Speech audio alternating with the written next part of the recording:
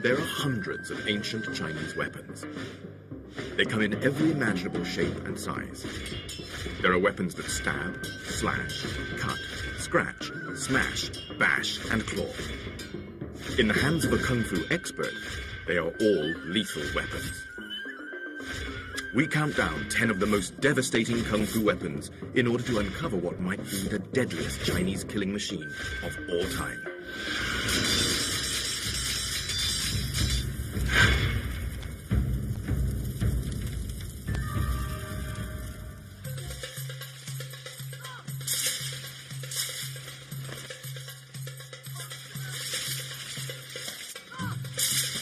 It takes skill to wield Chinese lethal weapons. Though Kung Fu is often considered an unarmed and defensive discipline of Chinese martial arts, its techniques can be applied to all weapons, often making them even more deadly.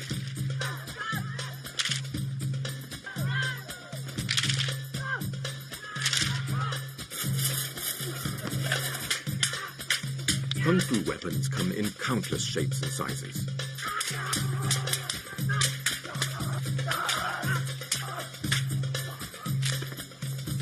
Some, such as swords and spears, are known throughout the world.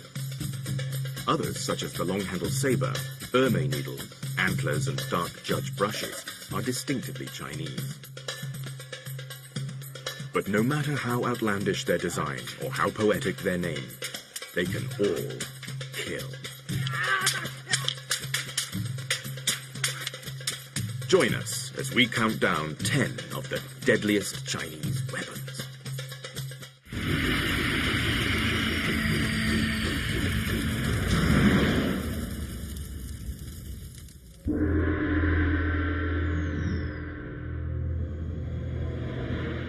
The saber and the sword are two of the most formidable weapons in the Kung Fu arsenal. The sword, with its thin, straight blade, is known in China as the gentleman of all weapons. Its heavier relation, the saber, bears an even more exalted title. The saber is called the master of all weapons because it causes more damage to the enemy's body than any other Kung Fu weapon.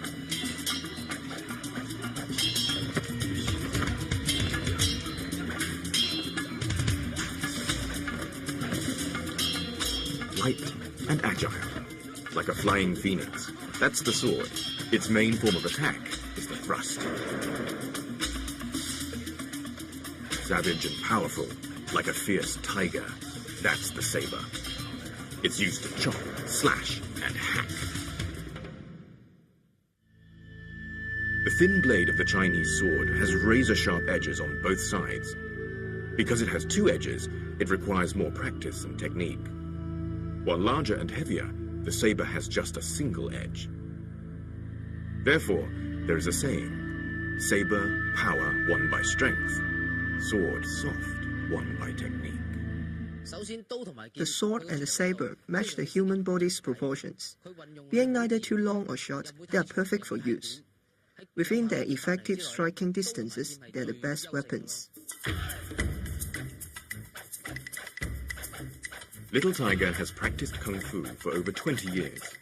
A former member of the Guangzhou martial arts team, he is an expert on sword and saber techniques. Swordplay is brisk, graceful, and dynamic.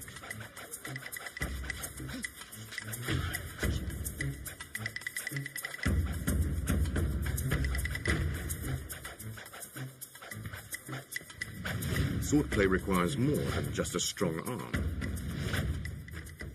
In thrusting, the shoulder and the wrist must form a straight line, and the movement comes from the waist.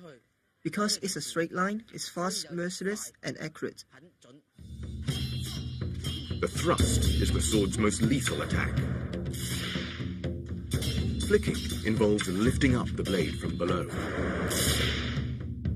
Pointing uses the tip of the sword to stab the enemy's shoulder or wrist. It can serve to disarm one's opponent. Chopping means bringing down the blade from overhead. This puts your body weight as well as your strength behind the blow. And you can even jump up to chop downwards. You bring out the saber's power with your own power. The sideways slash is another important saber technique. The fighter can straight slash or reverse slash to attack an enemy's neck or legs. Wrapping around the head is a distinctive saber move. It is both offensive and defensive. The move is unique to the saber. It allows one to neutralize an enemy's attack and to immediately launch a counter-attack of one's own.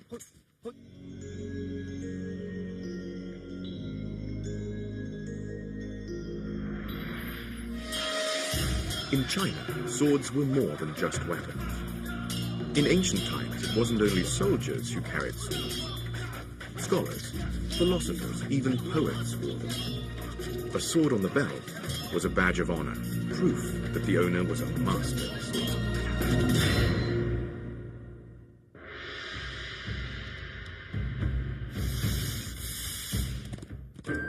In the cut and thrust of battle, an enormous variety of strange and exotic weapons were used. Multi-bladed rings and tridents, deadly needles, lightning-fast whips and dreaded metal brushes. Our countdown of China's most deadly weapons continues after the break.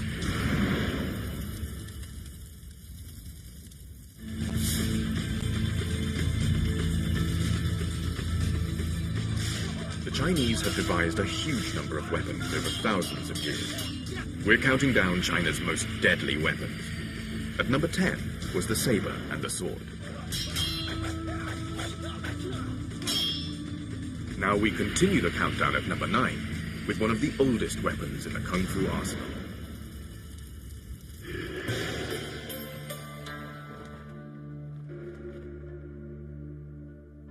When the first emperor of China died over 2,000 years ago, he was buried with more than 7,000 life-size terracotta warriors.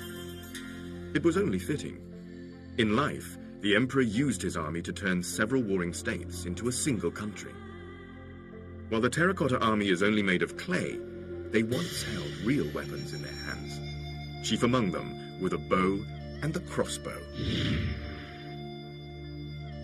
Bows and arrows have been used since the Old Stone Age. Bows were usually fashioned from bamboo or wood. Their bowstrings were made from cow tendons, deer skin, or even silk.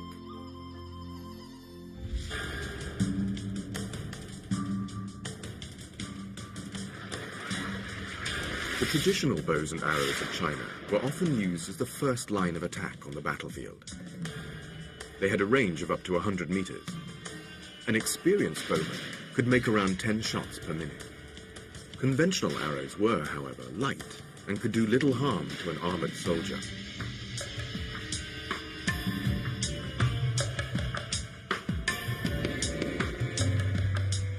More powerful than the traditional bow and arrow was the mechanical crossbow. They could shoot a heavier arrow further and more accurately than a traditional bow. Some could even shoot 5 arrows at a time.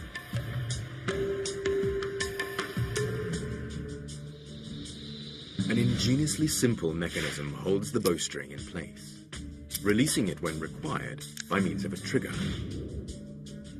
Shooting the bolt. Chinese soldiers used crossbows more than 1,000 years before they appeared in Europe. They continued to use them until the last years of the 19th century.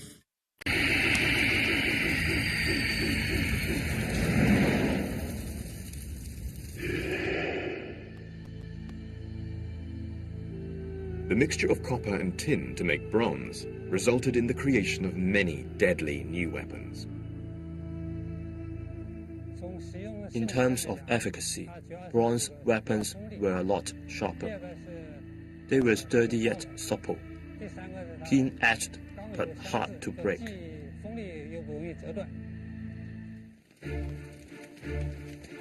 The invention of bronze weapons some 4,000 years ago revolutionized warfare. Traditional weapons such as swords became stronger and sharper, but more importantly, new weapons were developed. Around the 5th century BC began what is known as the Warring States period. China was splintered into many small states which waged incessant war against each other. having a well-equipped army was essential to a state's survival.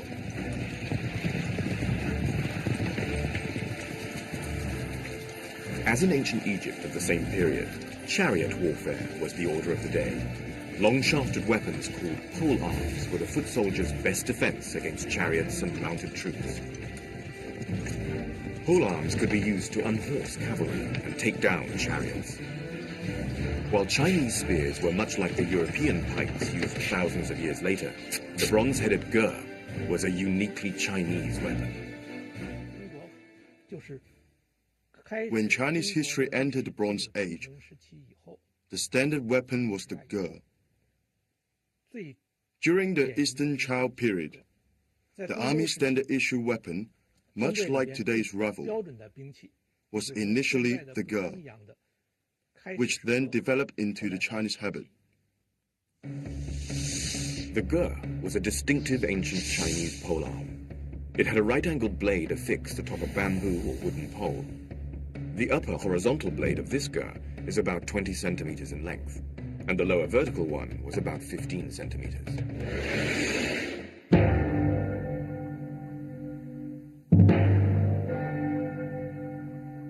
In the age of ancient warfare, the ger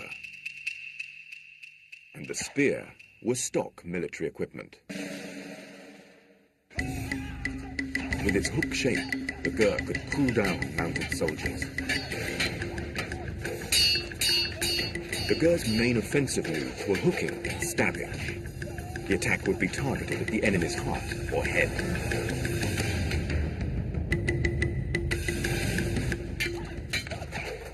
The sickle-like blade was used to hook and slash the enemy's vital parts.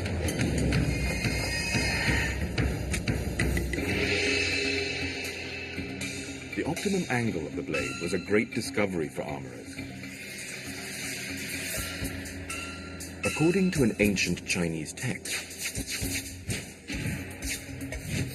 if the angle between the upper and lower blades of the ger is too great, it makes it difficult to hook the enemy.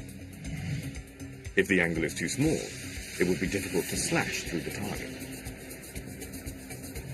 After years of refinement, the perfect design was discovered. An angle of around 100 degrees was reckoned to be the most lethal.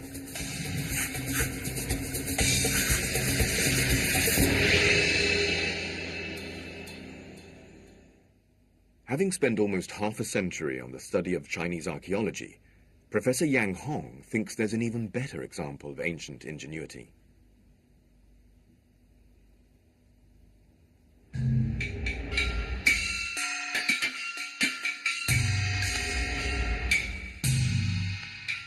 In ancient China, the ger and the spear were the soldiers' standard weapons. By cleverly uniting the sickle-shaped blade of the ger with the sharp head of the spear, armorers created a formidable new weapon, a halberd the Chinese called a ji, combining the best aspects of both weapons. It could stab and thrust, as well as hook and chop. Its effectiveness on the battlefield was like one person fighting with two weapons at the same time.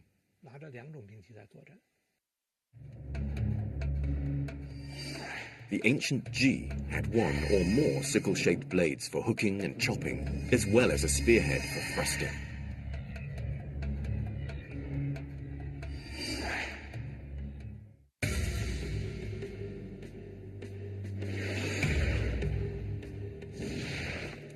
The ji was the stock battlefield weapon. Foot soldiers used it to pull down mounted troops. But mounted troops used the ji as well. It was effective against both other riders and against foot soldiers.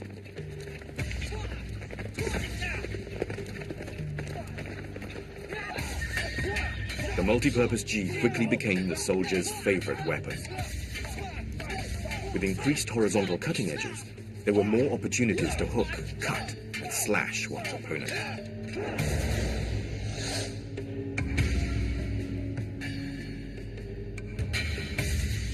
As a fusion of the spear and the ger, it could utilize the spear's thrusting attack to stab straight at the enemy.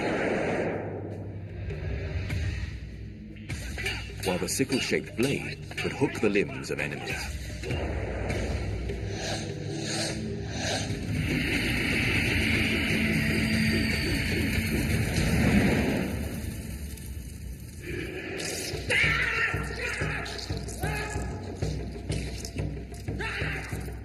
The staff, and its pointed version, the spear, is the most basic Kung Fu weapon. Its use requires flexibility in body movements, lightness and agility in footwork, and swiftness and steadiness in turns and somersaults. Because the staff is a two-handed weapon, it teaches balance and coordination.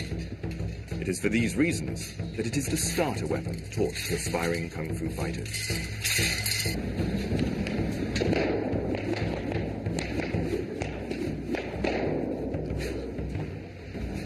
Long weapons are any weapons that are as tall or taller than the person wielding them.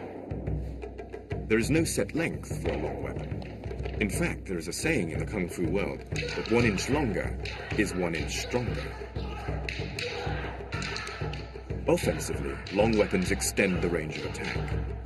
Defensively, long weapons make it difficult for opponents to approach close enough to do damage.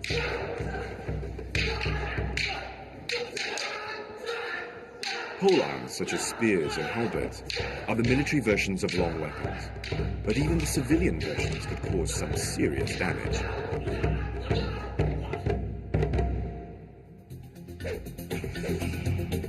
Ken Yeung from Hong Kong started learning Kung Fu as a child.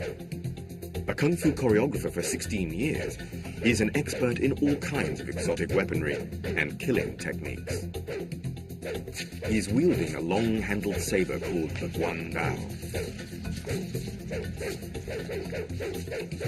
The heavy blade is a cross between a saber and an axe. One legendary Guan Dao weighed about 40 kilograms and was said to be able to bring down a horse.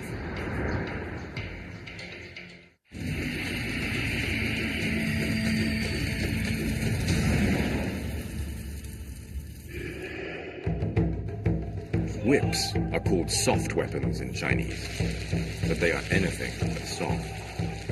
Chinese whips are made of metal links, not leather. They have a solid weight at the end that can break bones and fracture skulls. In battle, soft weapons like whips were often used as secondary weapons. They came in handy when the main weapon, like the sword or spear, was lost. Because they bend, soft weapons could be easily hidden. In the hands of an expert, they make for a dazzling show of skill and coordination. The 9-sectioned whip is made from metal chain links that give it flexibility, while the sharp metal weight at the end packs a fearsome punch. Soft weapons are among the most difficult to use. It's hard to master, and secondly, it can strike in a curve. When spun around, it interferes with the enemy's vision.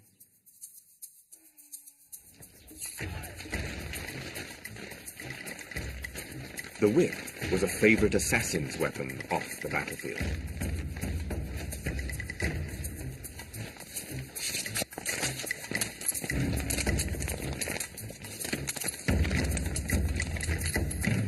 The sharp weight can strike unexpectedly at an opponent's head, even from behind. But there is a downside. Whips are notoriously difficult to use. Students of Kung Fu are more likely to do themselves an injury with a whip than when learning any other weapon.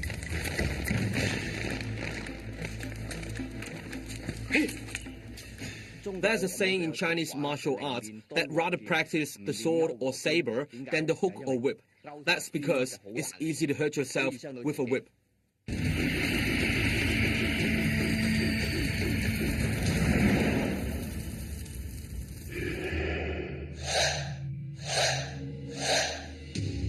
In the hands of a Kung Fu expert, even innocuous domestic objects like chopsticks can be lethal weapons.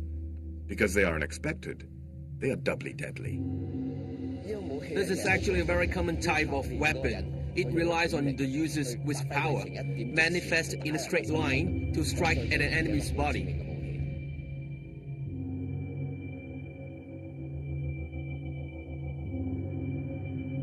Throwing a chopstick requires more than simple coordination. martial artists first concentrate Kungfu qi energy in their hand and wrist. When thrown with Kungfu force, ordinary chopsticks can penetrate a wooden board. In the hands of trained assassins, sharpened metal chopsticks were deadly weapons.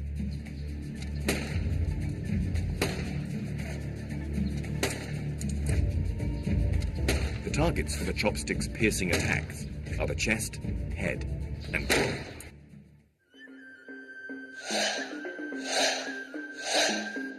A fan may look harmless, but in the hands of an expert, even it has lethal potential. Fans were a sign of gentility, but in an emergency, an elegant scholar could be transformed into a deadly assassin. Killer fans had sharpened veins to cut and slash the enemy. Fans could also be used defensively, like a bullfighter's cape. And fans could be turned into an effective concealed weapon, able to be taken into places where more obvious weapons could not. Assassins had special fans with razor-sharp blades that could slice as well as a knife.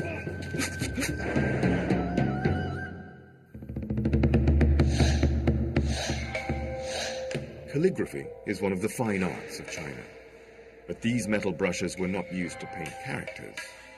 They were used for a far darker art, the martial arts. Called dark judge brushes, they had a single purpose: to kill. About 20 centimeters in length, their pointed tips are used for striking. Thrusting is very direct. You just step right at the enemy. Dark judge brushes are mainly used to attack pressure points: the sternum, the heart, the throat, the temples, as well as the eyes are all targets. Small weapons like dark judge brushes are almost always used in pairs. Kung Fu teaches the use of both hands. While one hand distracts the enemy, the other strikes. Dark judge brushes are primarily stealth weapons, used to attack unsuspecting opponents. First of all, thrusting. Penetrating is thrusting with even greater lethal effect. Lifting is to first neutralize an opponent's attack before counterattacking.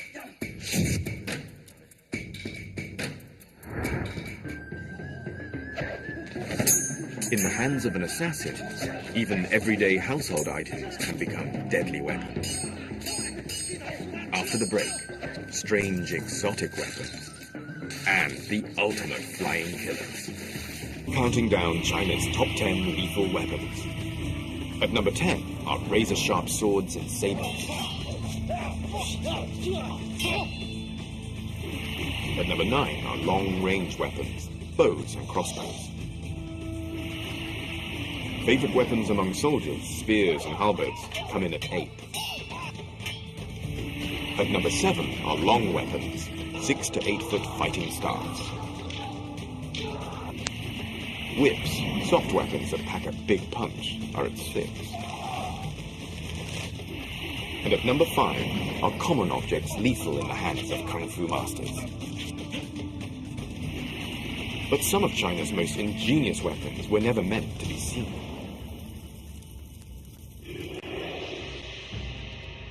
Ancient Chinese weapons makers made many important discoveries. Chinese armorers made the first crossbows. Chinese alchemists made the first gunpowder. And Chinese artisans made some of the most sophisticated mechanical weapons the world has ever seen.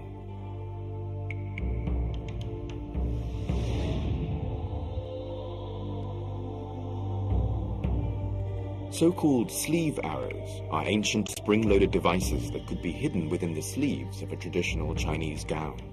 Sometimes the tip was even poisoned. Consisting of a metal tube approximately 18 centimeters in length, a miniature arrow is placed inside. A spring-loaded mechanism within the tube shoots the arrow out.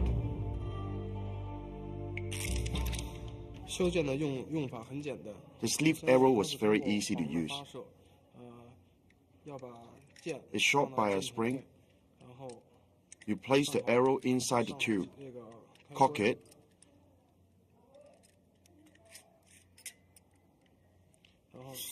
and then set the spring. Activate this trigger, and the arrow shoots out from the tube. The sleeve arrow's mechanical principle involves a spring at the bottom of the tube, on top of which is a metal plate. A triggering device called the butterfly's wing holds back the arrowhead. When the trigger is pulled, the mini arrow is released. An Ran, the collector of unusual and exotic weaponry, demonstrates how to shoot the sleeve arrow.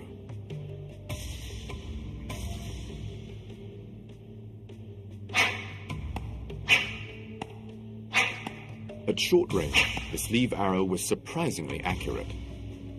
Ancient records say that sleeve arrows could hit targets up to 30 paces away.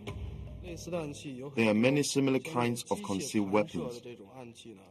Mechanical range concealed weapons like this are usually sleeves arrows, needle tubes, and of course the flying guillotine. All were mainly used for assassination.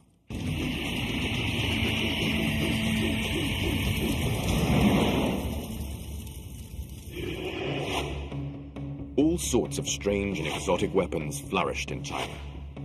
Using a weapon that doesn't look like a weapon has an important advantage. Effective offense is often based on doing what one's enemy least expects. Sometimes that means using a concealed weapon. At other times, it can mean using exotic weapons, such as the twin deer antler blade. Antler-shaped blades are used in pairs, one for each hand. Each deer antler blade has 3 sharp points and 7 cutting edges.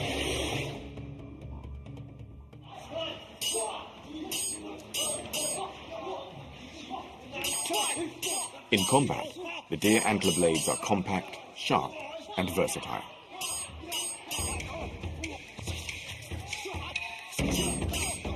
They can be used to pinion an enemy.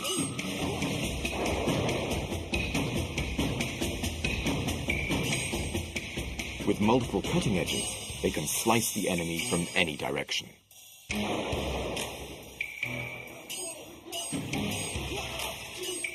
And the 3 sharp points can inflict terrible wounds.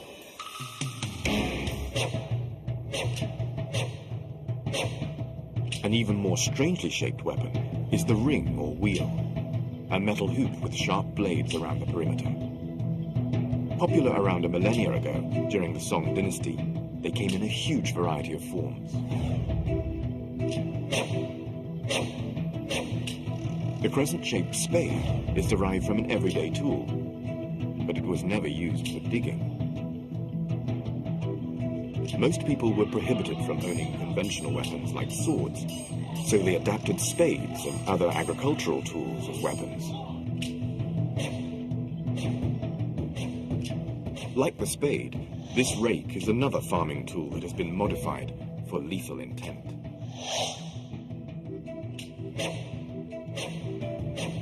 Kungfu weapons don't have to be big to kill.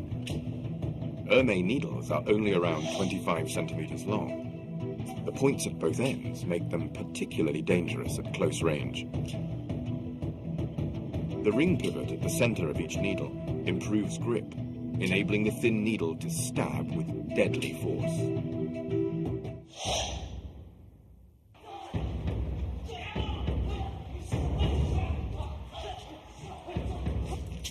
Looped onto the middle finger, Ermei needles are twirled to distract and confuse the enemy.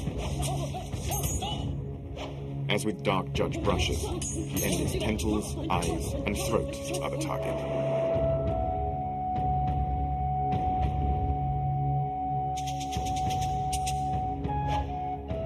The Ermei needles and the rake are exotic weapons. They work because they're unexpected. Unlike obvious weapons like the sword, weapons that look like farm tools were easy to disguise, which made them difficult for the authorities to discover and confiscate.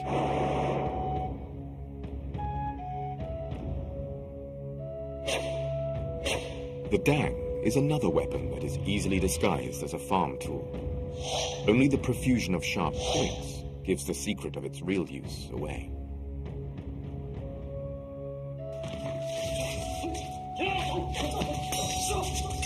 The dang first appeared around 500 or 600 years ago.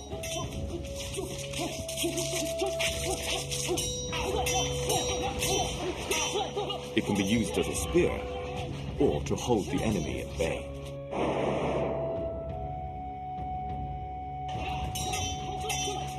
Hoop-shaped exotic weapons may be hard to handle, but thanks to their profusion of sharp points and cutting edges, they maximize the chances of hitting an opponent's vital areas.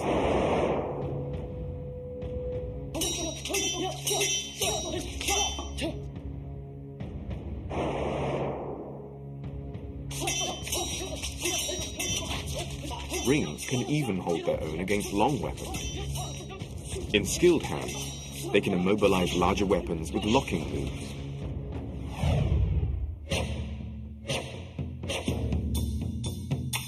Double mallets are one of the oldest weapons in the Kungfu arsenal.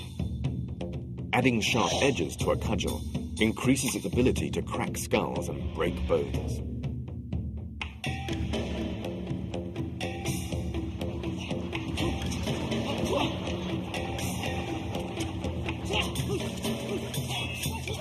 Mallet heads can be rectangular, oval, melon, or diamond-shaped. Regardless of their shape, they have only one use: to bludgeon an enemy into submission. Extremely powerful, the iron mallets can strike lethal blows.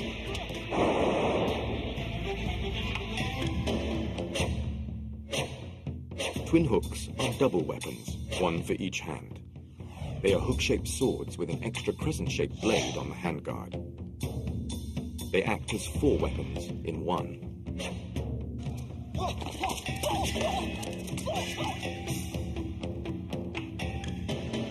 The hook blocks the enemy's blow. The main blade chops and slashes. The pointed tip at the bottom stabs like a dagger. And the crescent-shaped blade around the handguard can slice up the opposition. Some of the strangest Chinese weapons don't look like weapons at all. Strange means not usually seen. A strange weapon is something that you wouldn't normally regard as a weapon. Influenced by his antique dealer father, 29-year-old An Ran has been collecting weird-shaped and unexpectedly disguised lethal weapons from all over China since the age of 20.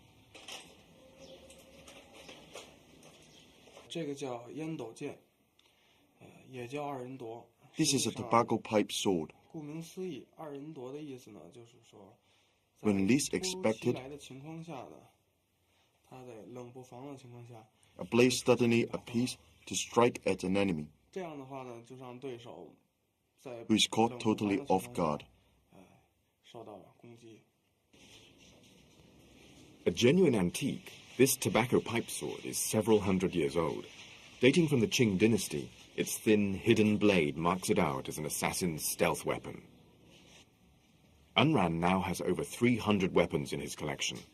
The strangest of the lot is this 400-year-old iron claw. It looks like an instrument of torture, but it's not. As its name implies, it's used in combat to claw at an enemy. This is where you found its lethal effect. There used to be cutting edges here, as well as sharp tips. These were the main killing areas.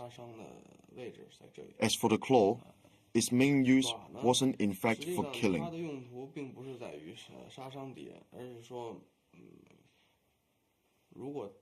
Catching the enemy off guard and preventing him from escaping. You simply place it on his shoulder and lock it tight. Escape will be difficult, if not impossible.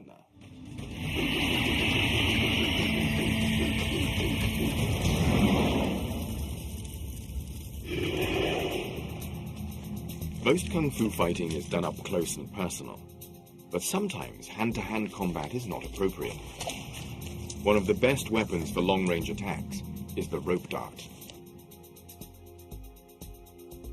The dart was used primarily as a stealth weapon to launch sudden attacks from behind on unsuspecting victims.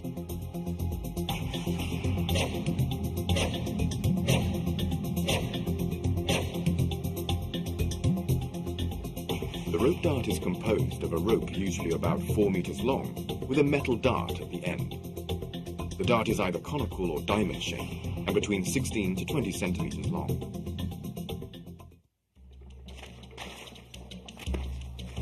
The red cloth is not for decoration. Placed 20 centimeters from the dart, it confuses the enemy's vision. The rope dart is an extremely difficult weapon to master.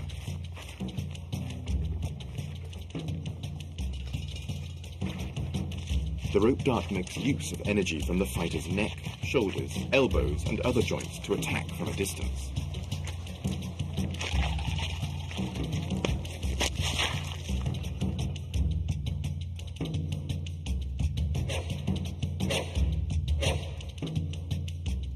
The meteor hammer is the flying dart's big brother.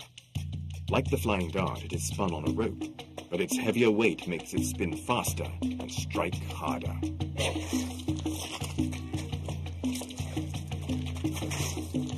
Meteor hammers are used singly or in pairs.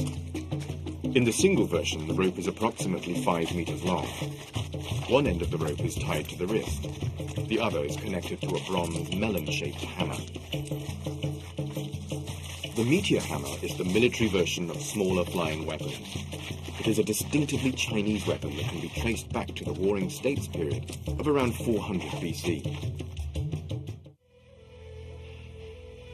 Water-filled pots bring home the full, devastating force of the meteor hammer. More powerful than its little brother, the rope dart, the meteor hammer can pulverize a pot from a distance of 4 meters. Skulls are harder than clay pots, but smashing them is just as easy for the meteor hammer. But the most lethal Chinese weapon of ancient times didn't just smash heads, it removed them.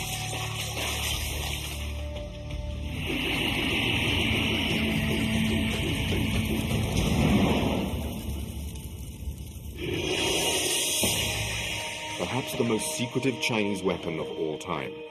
It was the ultimate stealth weapon. Used by assassins, it had just one purpose: decapitation. Its name? The Flying Guillotine. We've reached our #1 killer on our countdown of China's most lethal weapons. The Flying Guillotine was linked to the 18th century Emperor Yongzheng's extraordinary rise to power. With absolute ruthlessness, he seized the throne. Legend says that he even murdered his father and his brothers. Many rumors circulate in society at the time about him murdering his father and brothers, his greed, his love of wine and women, and so on. For a long time, the people thought of Yongzheng as a tyrannical, calculating, and vicious emperor.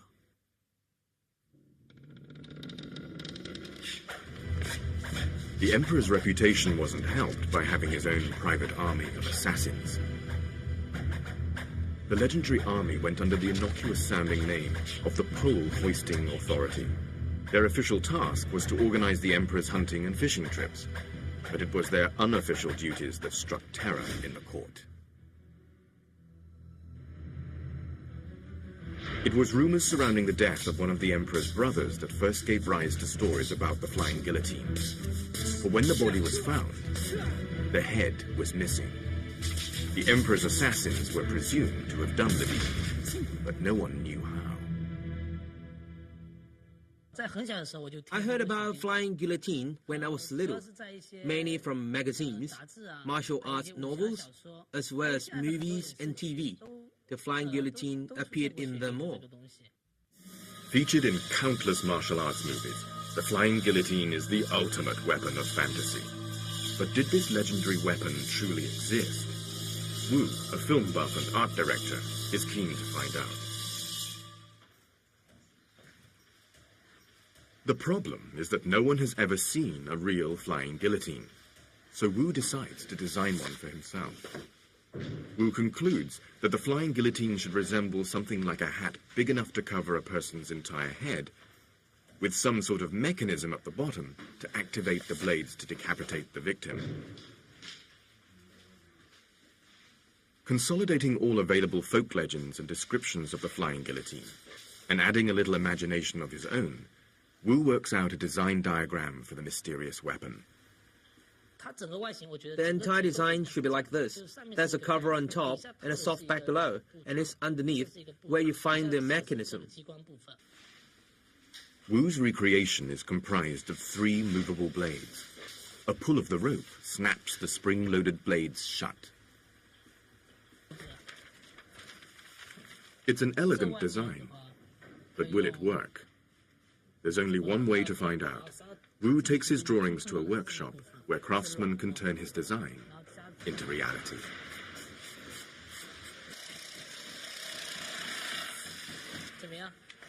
They construct a blade mechanism from wooden boards. It resembles a camera shutter, but instead of cutting off light, this one cuts off heads. Wu's colleagues use modern technology to make a flying guillotine. But was technology 250 years ago in the Qing dynasty up to the job? Wan Xiaoqun, a researcher at the Chinese Academy of Military Science, has no doubt.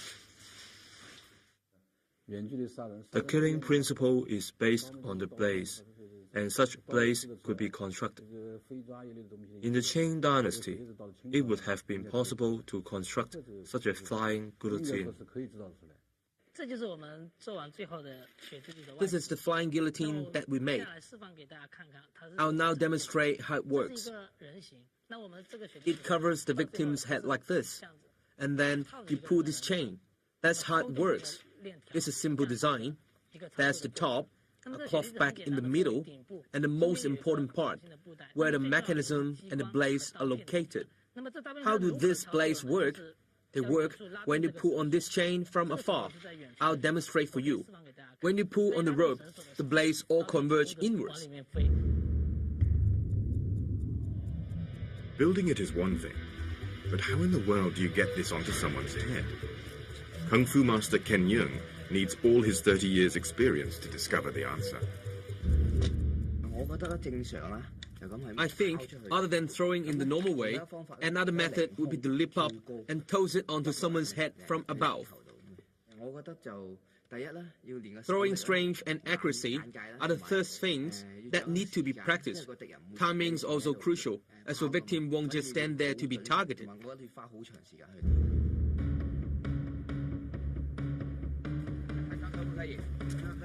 Did such an incredible weapon exist? Could it really work? Yeung and his team are put to the test. First, he'll try it the most straightforward way. As this flying guillotine weighs 1.5 kilograms, hitting a target accurately is no easy task.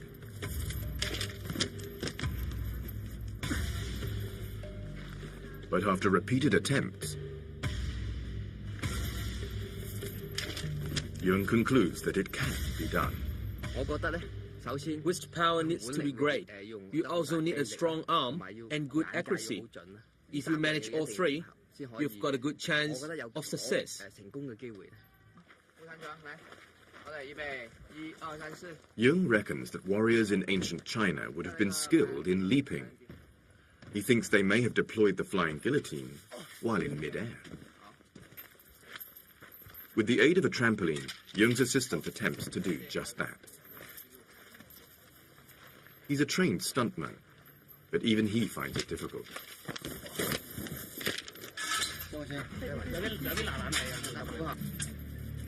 It takes 5 attempts before he finally does it.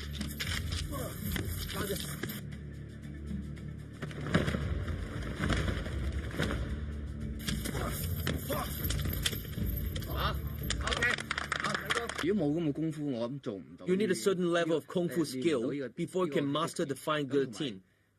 A lot of rigorous training is needed. Emperor Yongjung had the motive. His craftsmen had the knowledge. His assassins had the skill. But did the flying guillotine ever really exist?